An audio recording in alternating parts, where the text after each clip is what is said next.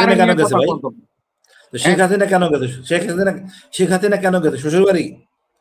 তো এই যে বিয়ে হয়েছে না মোদির লোকে, তো এই শ্বশুর বাড়ি যাবে না, এটা তো বিধান। এইটা ভালো বলছেন। আপনার ভাই, আপনি কোথায় আমার কাছে কথা বের করেন নাকি? তো এখন হলো এটা বিধান, ওর শ্বশুর বাড়িতে থাকবে, এটা তো বিধানই মেয়েদের বেলায়। যে এখন আপনারা কেন এটা নিয়ে হট্টগোল করতেছেন? আপনাকে একটা কথা আমি বলি, যখন এবং আমার ভাই তো চলে গেল এখান থেকে, উনিও যান ওইখানে, আমিও কথা বলছি যে আমাদের দর্শকরা কিন্তু কথা শুনে না। আমরা যখন শুরু করি আমাদের প্রথম স্পিচটা শুনে না, আর সেটা আবল তাবল পেস মেস লাগাই দেয়। আমি কিন্তু প্রথমেই বলছি যে আমাদের দেশের অনেক বুদ্ধিজীবীরা আছেন ভারত এবং বিদেশে পালায়া গেছে, আওয়ামী লীগের নেতার নামও বলছি আমি, যে এই ধরনের লোকরা ওই সমস্ত ইউটিউবারদের ইয়েতে যায়, শোতে যায় এবং দেশকে নিয়ে বিভিন্ন রকম কথা বলে এবং দেশকে অস্থিতিশীল করতে চায়। কেন ব্যর্থ হলো আমার 2 কোটি 2.5 কোটি প্রবাসী ভাইয়েরা? তাদের জন্য তো সুযোগ ছিল, সংস্কার কমিশন কমিটি করে দিয়েছিল, সেই কমিটি কেন প্রস্তাব করলো না যে প্রবাসীদেরকে ভোট দেওয়ার ব্যবস্থা করতে হবে এই সিস্টেমে, যেমন আমেরিকাতে হয় বা ইউরোপ কান্ট্রিতে হয়? ওনারা একটা প্রস্তাব করতে পারতেন, গ্রহণ করা না করা সেটা ভিন্ন বিষয়, প্রস্তাব করতে পারেন। সে প্রস্তাবটাও দীর্ঘদিন তিনি নির্বাচন নিয়ে কাজ করে বদিউল আলম মজুমদার, তিনি নিজেই করেন নাই, এই সরকারই করেন নাই। এক প্রশ্নকর্তা বলছে শুনলাম যে এই ব্যাপারে ভাই বিএনপি কথা বলে না কেন? আমি কথাটা ভাই বলি, জি বলুন। আমরা যখন আর্মিতে ছিলাম ভাই, আর্মিতে ছিলাম, যে পুলিশে আছে আমরা ভোট দিতে পারি না, আমাদের তো ভোট দেওয়া লাগবে নাকি? বিশাল সংখ্যক লোক, পুলিশ, আর্মি, আনসার, আমাদেরও এই পোস্টাল ভোটের সিস্টেম করতে হবে। নিয়ম আছে কিন্তু কার্যকরী করি না।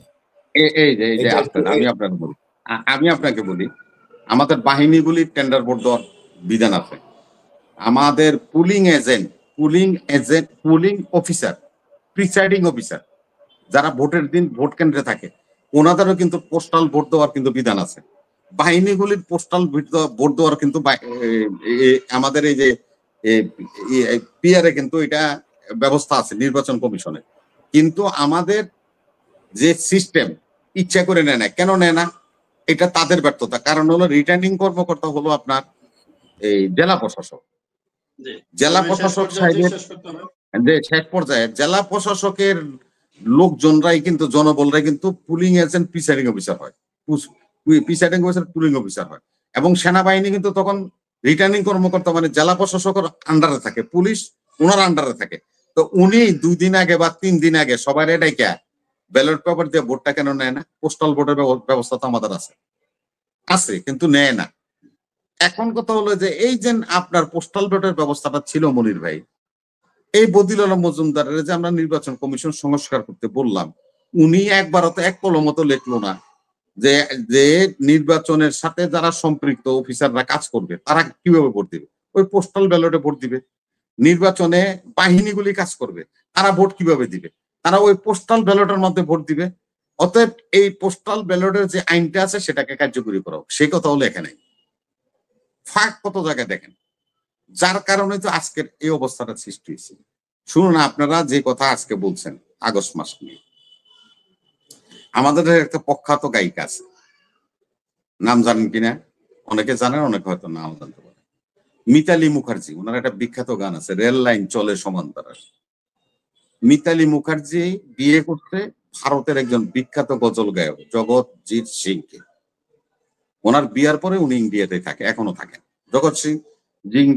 জিৎ সিং কিন্তু মারা গেছে কিছুদিন আগে, তারপরেও কিন্তু মিতালি মুখার্জি ভারতেই থাকে। তো এখন আমাদের দেশের বিধানটা কি? আমাদের দেশের বিধানটা হলো মেয়ের বিয়ে হলে কোন জায়গায় যায়? শ্বশুর বাড়ি যায়। তো মেয়ের বিয়ে হয়েছে, শ্বশুর বাড়ি গেছে, সে শ্বশুর বাড়ি থাকবে, তার দেশে আসার দরকার কি? শেখ তারা হাসিনা কেন নিয়ে গেছে কথা ভাই? বলতো। তো শেখ হাসিনা কেন গেছে? শেখ হাসিনা কেন গেছে শ্বশুর বাড়ি? তো এই যে বিয়ে হয়েছে না মোদির লোকে, তো এই শ্বশুর বাড়ি যাবে না, এটা তো বিধান। এইটা ভালো বলছেন। আপনার ভাই, আপনি কোথায় আমার কাছে কথা বের করেন নাকি? তো এখন হলো এটা বিধান, ওর শ্বশুর বাড়িতে থাকবে, এটা তো বিধানই মেয়েদের বেলায়। যে এখন আপনারা কেন এটা নিয়ে হট্টগোল করতেছেন? আপনাকে একটা কথা আমি বলি, যখন মার্কোস, ফিলিপাইনের স্বৈরাচার সরকার মার্কোস যখন উৎখাত হয়ে গেছিল, আছেন আপনারা জানেন, সে আমেরিকার হনলোলে বাকি জীবন কাটাইছেন, সেখানে সে মারা গেছেন। মার্কোসের ওয়াইফ এমেলডা মার্কোস এবং তার ছেলেরা বহু চেষ্টা করছে তার লাশ ফিলিপাইনে আনার জন্য। ফিলিপাইনের জনগণ কিন্তু তার লাশ আনতে দেয়নি। সেখানে একটা কাচের গ্লাস করে বললেন নাকি মার্কোসের লাশ ওরা হন্ডলে ফেলায় রাখছে। আপনাদেরকে আমি আশ্বস্ত করতে চাই, শেখ মুজিব তো মইরা টঙ্গিবাড়ি গেছে, টঙ্গিপাড়া গেছে। শেখ হাসিনা মরলে বললেন নাকি আপনার নৈলাতে বাড়ি যাবে উত্তরপ্রদেশে, আর নাহলে দিল্লির কোনো গেরিয়ারে তার কবর। সেই স্বপ্নই তার বাস্তবায়ন হবে না। সে নিজে জীবিত অবস্থায় বাংলাদেশে আসবে মিয়া, এটা কল্পনা করাই মিয়া আপনি হলো নাস্তিক হয়ে যাবে। ও তো মৃত লাশ হয়ে আসবে না এই দেশে। কি কর না গণ আগস্ট মাসে ওরা রাস্তায় নামবো, আমরা কি এই সারিন্দা বাজামু, বেহালা বাজামু, দোতারা বাজামু? আমাকে কাম কি? আমরা রাস্তা চিনি না নাকি? রাস্তা চিনেই তো আছি না রেখা দেখি। অতএব এগুলি বলে জনমনে বিভ্রান্তি। আমি যে কথাটা শুরুতে বলছি যে এইখানে ফেক কিছু ইউটিউবার বাড়িছে, ওই যে যাদের তার নাম আমি বলছি উল্লেখ করছি, এবং আমার ভাই তো চলে গেল এখান থেকে, উনিও যান ওইখানে। আমিও কথা বলছি যে আমাদের দর্শকরা কিন্তু কথা শুনে না। আমরা যখন শুরু করি আমাদের প্রথম স্পিচটা শুনে না, আর সেটা আবল তাবল পেস লাগাই। আমি কিন্তু প্রথমেই বলছি যে আমাদের দেশের অনেক বুদ্ধিজীবীরা আছেন ভারত এবং বিদেশে পালায়া গেছে, আওয়ামী লীগের নেতার নামও বলছি আমি, যে এই ধরনের লোকরা ওই সমস্ত ইউটিউবারদের ইয়েতে যায়, শোতে যায় এবং দেশকে নিয়ে বিভিন্ন রকম কথা বলে এবং দেশকে অস্থিতিশীল করতে চায়। বাংলাদেশে ওদের কোনো কাজ নাই, এখন সব পালাই আছে, লাখ লাখ কোটি কোটি টাকা ফুটপাত থেকে এমনি সামনে চান্দাবাজি করছে কইরা এরা পালাই আছে। এদের কাজ কি? এদের তো কোনো কাজ নাই, এরা এখন ফেসবুক চালায়।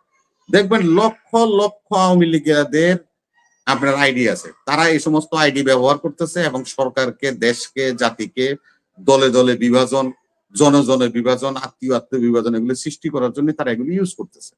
আপনাদেরকে বুঝতে হবে। এই জন্য আমি বলছি আমাদের সকল শিক্ষিত ছেলেরা যারা আমরা বাংলাদেশের নাগরিক সবাই ফেসবুকের আইডি খুলেন এবং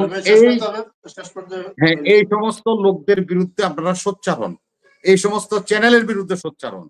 আপনারা সে সমস্ত চ্যানেলে যান, প্রতিবাদ করেন। যেমন প্রবাসীরা বিদেশে থেকে 10 বছর আমাদের সকল চ্যানেলগুলিতে আসছে, প্রতিবাদ করেছে, আমাদেরকে সহযোগিতা করেছে। আপনারা সেই কাজটা শুরু করেন, দেখবেন এরা পালায় যাবে ভাই। বাংলাদেশ ছেড়ে চলে গেছে, এরা রেডিও, টেলিভিশন, ফেসবুক ছেড়ে চলে যাবে। ধন্যবাদ সকল। জি ধন্যবাদ জনাব মনিরুল রবি, জনাব কর্নেল হাসিনুর রহমান এবং যারা যুক্ত হয়েছিলেন। সুপ্রিয় দর্শক যারা দেখছেন সবাইকে ধন্যবাদ জানিয়ে আজকের মতো বিদায় নিচ্ছি। আল্লাহ হাফেজ।